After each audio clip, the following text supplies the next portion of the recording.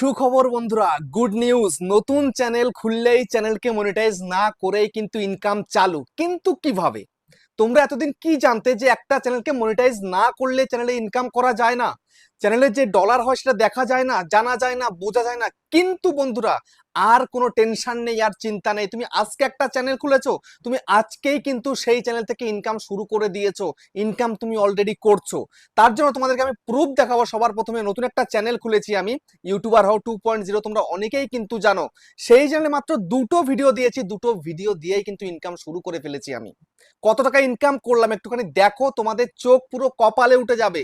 আমি তোমাদেরকে দেখাচ্ছি, একটু দেখো।